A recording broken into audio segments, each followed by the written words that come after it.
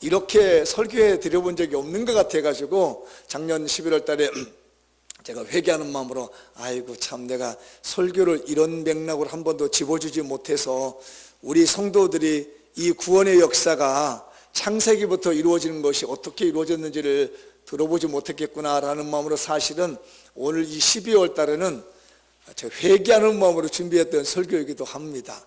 여러분들과 함께 4주간 설교를 정리해보죠. 너무 감사한 게 전도사님이 어제 설교를 딱 정리를 해서 더 기억이 빠를 것 같습니다.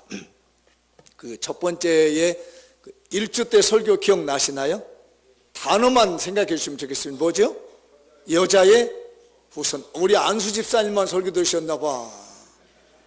어제 우리 전도사님이 내내 이렇게 정리해 주는, 전도사님 다음 주도 해야 될 것 같아. 주일학교 아이들도 너무너무 잘하는 거예요. 첫 번째 설교가 뭐였어요? 여자의 후손이라는 얘기입니다. 여자의 후손.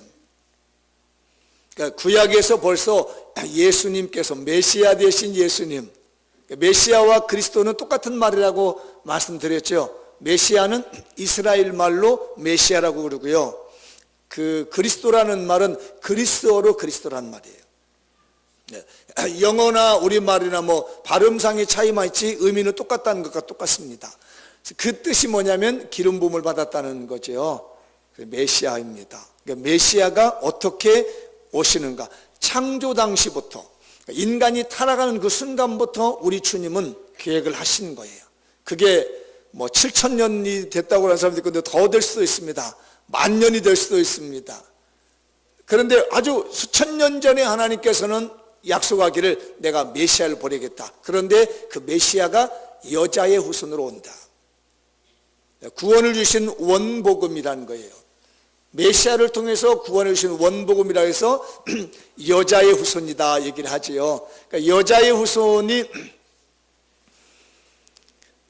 메시아로 태어났는데 그 중에 또 어떤 후손이 하나 있었죠? 뱀의 후손이 있죠. 뱀은 그래서 사탄을 상징합니다. 여러분 기억해야 될 게 뱀이 사탄이 아닙니다. 아시죠? 여러분 이렇게 다니는 게 파충류 뱀이 사탄 아니에요? 오해하지 마세요. 그러니까 사탄이 뱀에게 들어간 거예요. 당시 창조 당시에. 그래서 그 사탄의 꾀임을 받은 뱀이 앞장서서 노력해가지고 아담과 하와를 타락하게 만든 거죠. 아담과 하와가 타락하고 난 다음에 그냥 버리지 않으시고 우리 하나님께서 여자의 후손을 통해서 구원하는 역사를 보여주겠다. 그 여자의 후손이라는 것이 동정녀 마리아에게서 태어나시는 예수 그리스도를 의미했던 거예요. 그런데 이 여자의 후손을 뱀의 후손들이 그 발뒤꿈치를 상하게 한다고 그랬죠. 발뒤꿈치를 상하게 한다는 건 뭐라고요? 예수님이 십자가에 못 박혀 죽는다는 거였습니다. 그런데 여자의 후손은 뱀의 후손을 어떻게 한다고요? 머리를 상하게 할 것이다. 머리를 깨버린다고 그랬지요. 그래서 예수님이 3일 만에 사망 권세 이기고 부활하신 거고, 그 다음에 40일 만에 승천하셔서 하나님 보좌 우편에 앉아 계시며 이제 우리가 그 재림하시는 예수님, 왕으로 오신 예수님을 기대하고 있는 겁니다. 그러니까 그게 이미 전에 창세기 3장 15절부터 이미 약속이 되었습니다. 창세기의 창조를 시작하면서부터 예수님께서 태어나실 것이라고 하는 이런 약속이 있었다는 겁니다. 그게 오늘 15절인데 나왔으니까 읽어보죠. 시작. 내가 너로 여자와 원수가 되게 하고 내 후손도 여자의 후손과 원수가 되게 하리니 여자의 후손도 내 머리를 상하게 할 것이요 너는 그의 발꿈치를 상하게 할 것이다. 네, 여자의 후손이 나왔습니다. 그 다음에 두 번째로 나온 게 뭐죠? 두 번째 설교? 임마누엘. 아무래도 우리 안수 집사님이 그 앞자리에 앉으시더니 보석자리를 앉으셨어. 이 헌금위원 한다고 거기 앉으시더니 다 복은 다 받아. 안수 집사님 올해 복은 다 가져버려.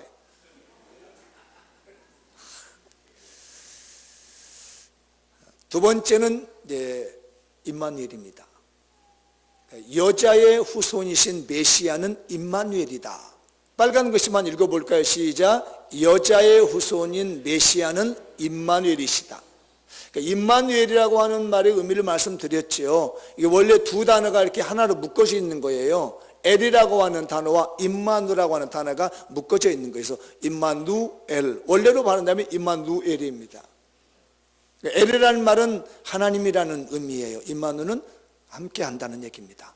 하나님이 우리와 함께 계시다 함이라.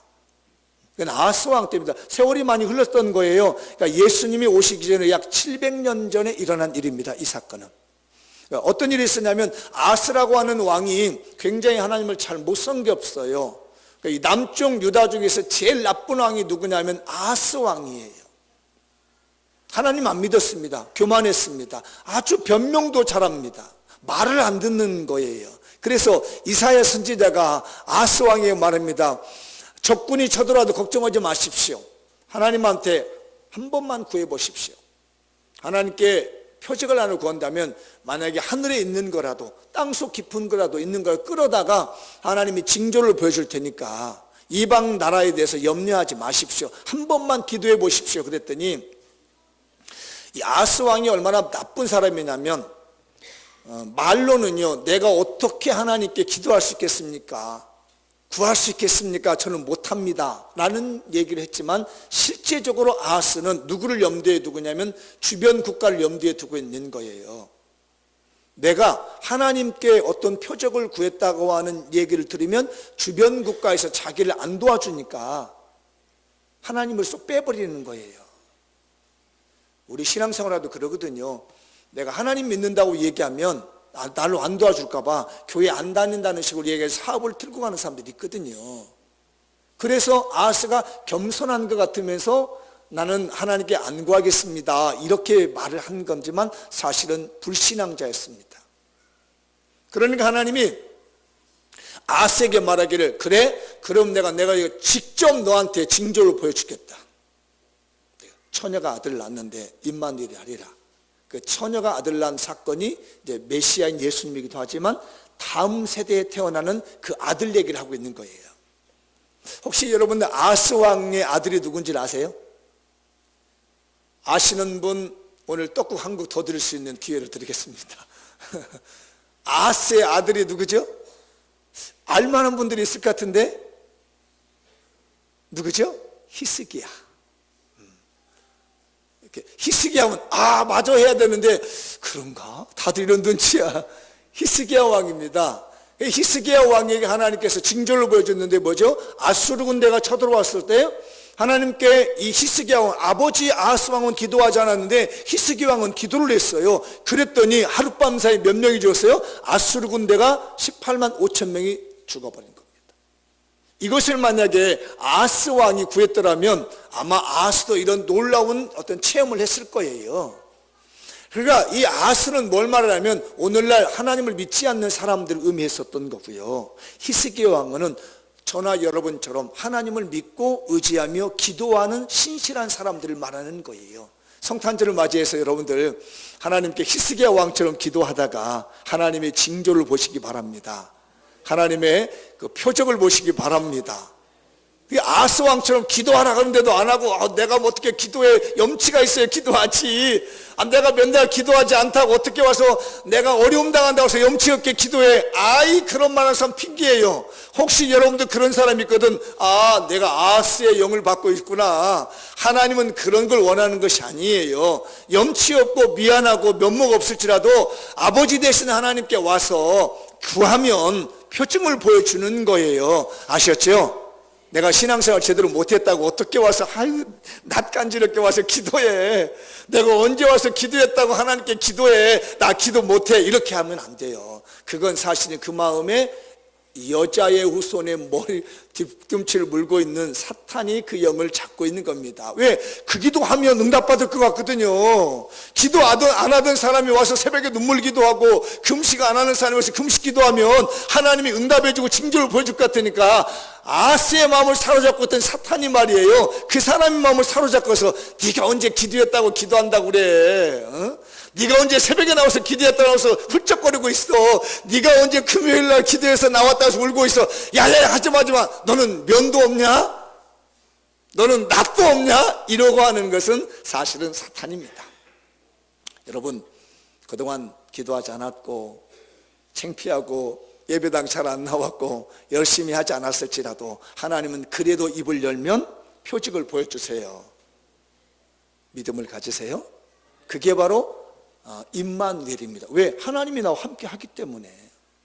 하나님이 나와 함께 하기 위해서 너 기도해봐라, 한번 구해봐라, 표적을 한번 구해봐라, 내가 너와 함께 하는 건 내가 보여줄게, 이거거든요. 이번 성탄절 맞이하면서 여러분 임마누엘 되신 하나님을 어떻게 했으면 좋겠어요? 만나야 되겠죠. 옆 사람에게 인사 한번 해요. 성탄절에 임마누엘 하나님을 만납시다. 이렇게 권면이 면목 없다고 생각하지 마세요. 네, 아재 개그 한번 할게요. 면목 없는 사람 면목동으로 가세요. 이 면목동이 어딘지를 모르는 사람이 있어 또. 임마누엘 되신 하나님, 여자의 후손인 그 메시아께서는 임마누엘이시다. 그 다음에 세 번째 주가 뭐였었나요? 임마누엘 되신 이 하나님이 어디로 오세요? 이새의 줄기로 오신다. 읽어보죠. 시작. 여자의 후손이신 임마누엘은 이새의 줄기로 오신다. 다윗의 줄기가 아닌 이새의 줄기라는 말씀 기억나시죠? 왜 다윗 왕을 이렇게 거론하지 아니하고 이새라고 하는 사람을 들먹거냐면은 그 이름에는 약간 조롱하는 이름이 들어있고 비웃는 이름이 있어요. 그 중에 하나 이제 우리 예수 믿는 사람들 비웃는 말 중에 하나가 있었습니다. 요즘은 그런 말을 하는지 안 하는지 모르겠습니다. 말쟁이 이렇게 얘기했습니다. 말쟁이, 예수쟁이 이랬습니다. 여러분 예수쟁이란 말 들어보셨나요? 안 들어보셨어요? 예수쟁이 들어보신 분 하면 그 사람이 진짜 예수쟁이요. 왜냐하면 우리나라 말씀에 뒤에 쟁이가 붙으면 뭐예요? 전문가라는 얘기예요. 전문쟁이. 맞지 않으십니까? 예? 꾼이나 전문가나 쟁이, 그죠? 그 옛날에 저희 어릴 때 그 들은 얘기가 있으면 땜쟁이라는 말도 들었습니다. 땜쟁이 들어보셨나요? 얘들아 들어봤니? 금시초문이야 이게. 야 아재라서 그렇단다 이게. 전문가다네. 그래서 안 믿는 사람들을 보고요 비웃는 소리로 저 예수쟁이들, 아우 말쟁이들 이런 얘기란 얘기예요. 그런 얘기 듣습니다. 비아냥거림 같지만 실존은 우리가 너무 멋진 거예요. 그게요. 사람들은 우리 하는 꼴이 보기 싫어서 무슨 예수쟁이 말쟁이 하지만요 너무 말을 잘하거든 못 이겨 먹겠거든요. 복음에 대한 얘기를 할 때 예수 전할 때 자기가 말이 안 되는 거야. 그러니까 비웃습니다. 아이 저것들 말쟁이 예수쟁이도 한다는 말이에요. 사실은 그게 비웃는 것 같을지라도 물론 우리 삶이 따라줘야 되겠지만 생활이 따라주기도 하겠지만 거기는 전문가다는 얘기입니다. 그래서 이 이새의 줄기라 아우 저 이새의 자손들 그러면요 비웃는 것 같을지라도 그 겸손하시고 낮아지신 예수 그리스도의 그 신분이 그 속에 들어있는 거예요. 우리의 낮아지심의 은혜, 예수 그리스도께서 가장 낮은 자로 오신다고 하는 그 신분을 말해주는 것이 이새의 줄기다 이렇게 말합니다. 신분적인 것들 뭐라 한다 할지라도 거기에 예수님의 은혜가 있는 줄 믿습니다. 그래서 이새의 줄기로 오셨다. 그리고 이제 어제 설교죠. 맞죠? 네 번째. 어제 설교 기억나시나요? 어제 설교 기억이 잘 안 나시군요. 베들레헴 에브라다. 빨간 글씨인데 제가 문장을 하나 만들어 봤어요. 시작. 여자의 후손이신 임마누엘은 이새의 줄기로서 베들레헴 에브라에서 탄생하신다. 그러니까 요 한 줄이면 성경 한 권을 끼고 있는 거예요. 대단하죠? 나는 대단하다고 생각했는데 여러분 뭐 별것 같은데 다시 한번 읽어봐요. 이거 성경 한 권을 끼는 거예요. 시작. 여자의 후손이신 임마누엘은 이새의 줄기로서 베들레헴 에브라다에서 탄생하신다. 여자의 후손이신 임마누엘은 이새의 줄기로서 베들레헴 에브라다에서 탄생하신다는 것이 사실은 구약성경 전부예요. 여러분이 만약에 이 문장 하나를 머릿속에 넣는다면 구약 성경 전체를 넣는 것이고 신약의 일부를 다 머릿속에 넣는 거예요. 굉장한 거잖아요. 이게 엑기스라는 겁니다. 한 번 더 읽어보도록 하죠. 시작. 여자의 후손이신 임마누엘은 이새의 줄기로서 베들레헴 에브라다에서 탄생하신다. 자, 베들레헴이라고 하는 말은 어제 떡집이라고 그랬죠. 생명의 양식이신 예수 그리스도. 그 다음 에브라다는요, 동일하게 베들레헴이라는 얘기지만 옛날 이름이었다는 얘기입니다. 이 베들레헴의 옛날 이름이 에브라다였는데 에브라다는 풍요롭다는 말이죠. 그러니까 과거의 풍요로움의 일들이 떡으로 바뀌는 거지요. 떡집에 풍요로움이 있는 겁니다. 그래서 예수 그리스도께서 우리의 생명이 떡이 되어셔가지고 우리의 삶을 풍요롭게 만드시는 분이라는 거죠. 영적인 일이나 육적인 일이나 모든 삶의 일들을 풍요롭게 하시는 분이 누구냐면 예수 그리스도시라는 겁니다. 이번 성탄절에 여러분의 영육을 풍요롭게 하시는 에브라다에 계시는 베들레헴 에브라에서 태어나신 예수 그리스도를 만나고 가시기 바랍니다. 그리고 이제 오늘 누가복음 2장에 옵니다. 수천 년의 세월이 흘러서 베들레헴 에브라다에 예수님이 태어나십니다. 그 밤에 굉장히 중요한 사람이 있습니다. 오늘 8절을 보면 그 지역에 누가 있어요? 그 지역에 목자들이 있었습니다. 여러분 이 8절에 그 지역이 혹시 어딘지 아시겠어요? 그 지역 베들레헴입니다. 아무래도 우리 안수 집사님 축복을 왕창 받아가지고 가셨겠 더블로 받아가지고 가셔 막 계속 대답을 하시는 것 같아요. 여기서 말하는 그 지역은 베들레헴이에요. 그러니까 베들레헴 에브라에서 예수님이 태어나신 겁니다. 탄생하셨는데 그날 밤 그 지역에서 목자들이 있었습니다. 다른 제가 저는 이제 이때에 왜 하필이면 목자였을까 생각이 듭니다. 이 베들레헴에 살고 있는 사람들 중에 목자만 있는 게 아니거든요. 많은 사람들이 있었을 텐데 왜 하필이면 하나님께서는 그 밤에 목자들에게 천사를 보냈을까? 이게 사실 제가 이번 설교의 핵심입니다. 우리 장미연교회 성도들이 많이 있는데 왜 자꾸 여기 안수집사님이 등장하고 있을까? 제가 이게 그냥 본 게 아니에요. 이 설교 내용의 핵심이 사실 거기 있거든요. 수많은 베들레헴의 사람들이 있는데 예수님이 태어나는 그날 밤에 우리 주님이 천사를 보낸 사람들이 있었는데 그 밤에 저 들판에서 양을 지키고 있는 목자들이 있더란 얘기입니다. 아마 그날 밤에 노름하던 사람도 있었을 거예요. 밤이니까 나쁜 짓 하는 사람도 있었을 겁니다. 남녀가 바람난 여자도 있었고 남자도 있었을 거예요. 그 밤에 말이에요. 어쩌면 그 당시에 남의 집 털어서 도둑질하는 사람도 있었을 거예요. 밤에 눈 뜨고 있는 사람들이 많습니다. 이 목자들만 여기서 눈을 뜨고 있었던 게 아니고요. 그래도 베들레헴에 여러 사람들 중에 눈 뜨고 있는 사람들이 많았어요.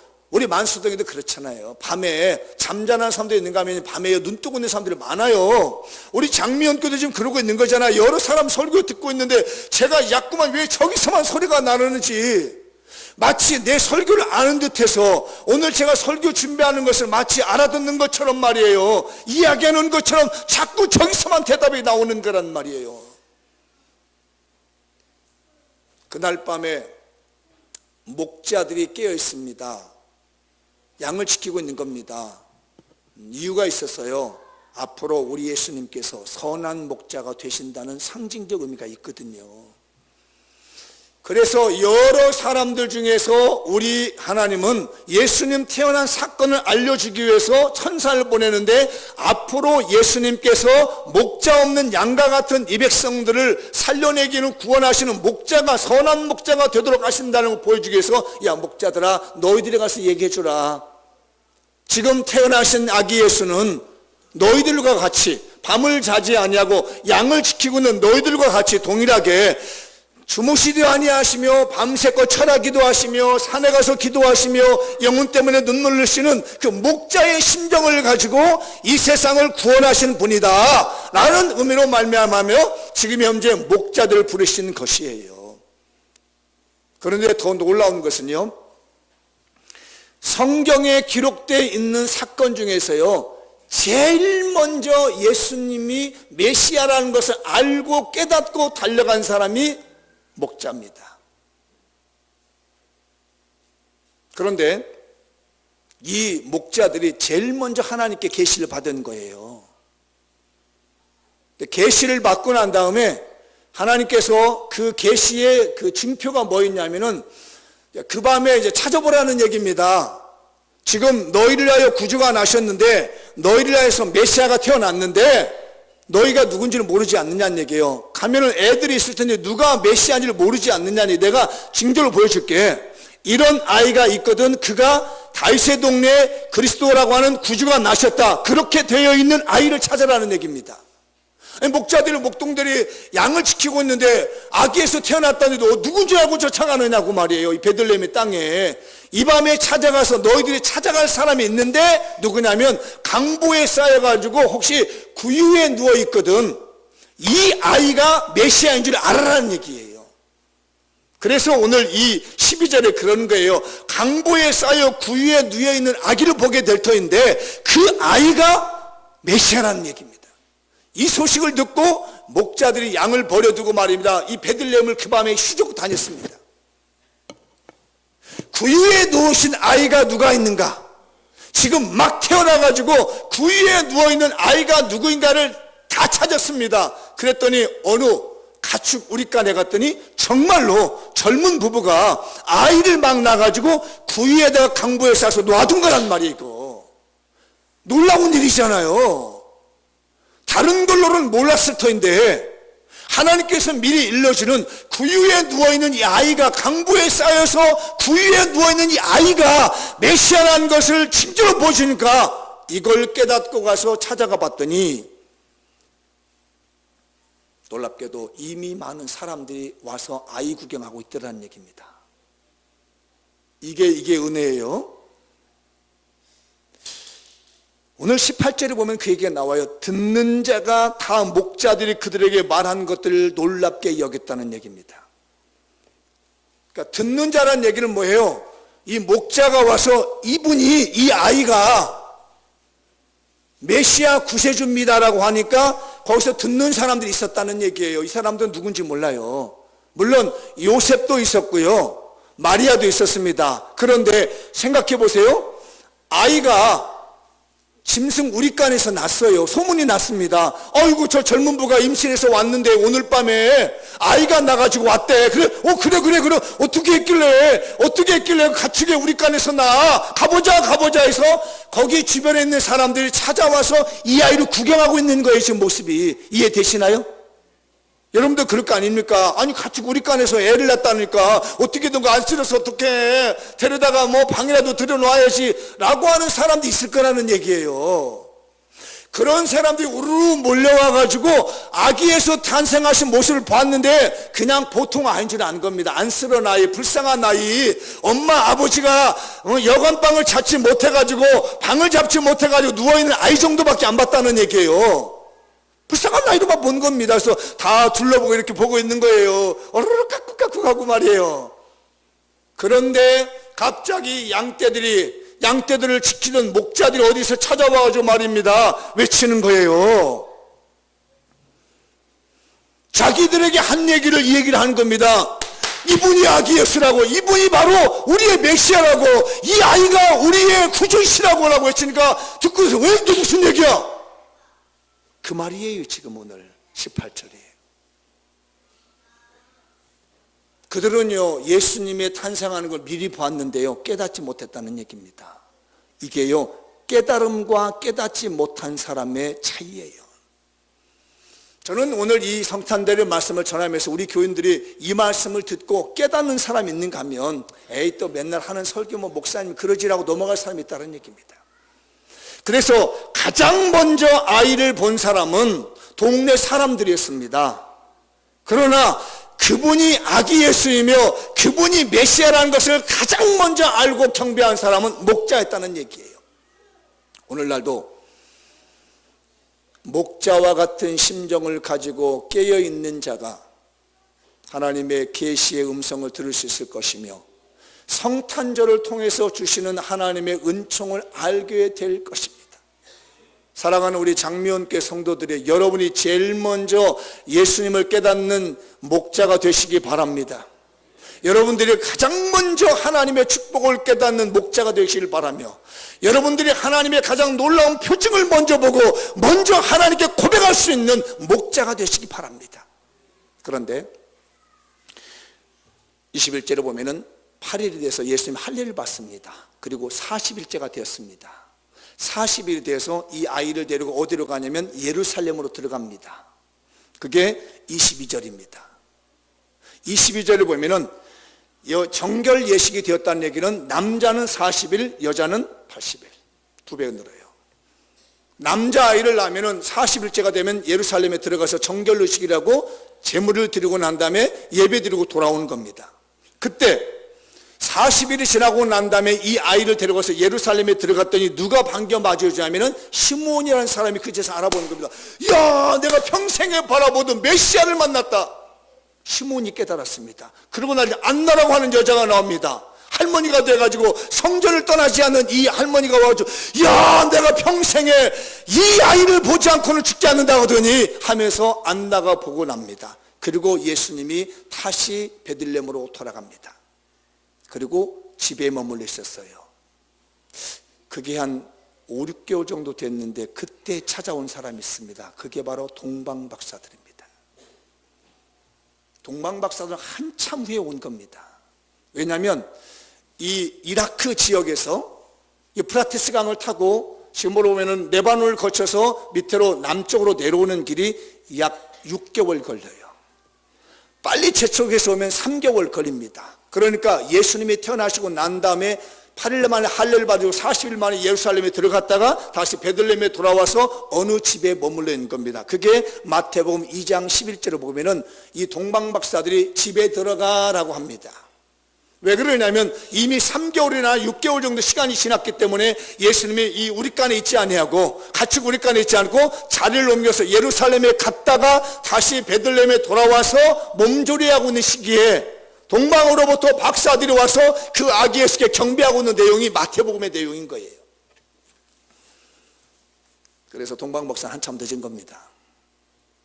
동방박사가 예물을 드렸지만 솔직히 하나님께는요, 동방박사가 드리는 그 예물보다 더 소중했던 게 뭐냐면요, 누가 첫 번째로 와서 아기 예수를 맞이했느냐는 얘기예요. 목자가 제일 먼저 와서, 목자가 밤에 뭘 있었겠습니까? 목자가 양을 치고 있는데 아기 예수께 드릴 게 뭐 있겠습니까? 그들이 드리는 건 마음이었습니다. 황금과 유황과 몰약이라고 하는 이런 귀중한 걸 하나님께 먼저 드리는 것이 아니었고요, 제일 먼저 드릴 수 있었던 것은 마음입니다. 우리의 외모는 허름하고 볼품없고 가진 게 없을지라도 우리 주님이 가장 기뻐하시는 것은 마음이에요. 사랑하는 우리 성도들이요, 여러분들 여기 성탄원금 이거보다 더 중요한 게 있습니다. 내 삶이 허름해도 괜찮습니다. 어차피 우리 예수님은 우리간에서 오셨고 구유에 누워있은 분이고 이새의 줄기라고 하는 허름한 비난받는 집안에서 태어나실 뿐이에요. 그러나 그분이 영광을 얻으셨거든요. 어차피 우리 믿는 사람들 많은 것 드리는 것보다 더 중요한 게 있는데 첫 번째로 내 마음을 주님 앞에 드리는 거예요. 이번 성탄절 사랑하는 우리 성도들, 제일 먼저 목자들처럼 여러분의 중심을 드리는 자가 되십시오. 내 심령을 하나님께 드리는 자가 되십시오. 2018년도를 계획하면서 하나님, 내가 무엇보다도 거짓 없는 내 마음을 드리겠습니다. 핑계대지 않는 내 마음을 드리겠습니다. 아스왕처럼 거짓말로 말 돌리고 피해가는 이런 것이 아니라 내 진실한 마음, 가진 것은 없을지라도 하나님께 내 진실한 내 마음을 드리겠습니다라고 하는 그런 목자의 심정이 되는 성탄절 되시고, 여러분 주변에 가셔서 우리보다 좀 어렵고 힘든 사람, 외로운 사람들 찾아가셔서 마음을 나눠주십시오. 물질보다 더 중요한 것이 따뜻한 마음입니다. 그래서 이 목자가 제일 먼저 드리는 것이 예수님에 대한 마음이었어요. 우리 교회가 마음 드리는 성탄절 되시고, 우리끼리 지내지 마시고 소외된 곳 찾아가시고 예수님의 마음을 전하며 그리스도의 사랑을 전하는 자가 되시기 바랍니다. 기도하겠습니다.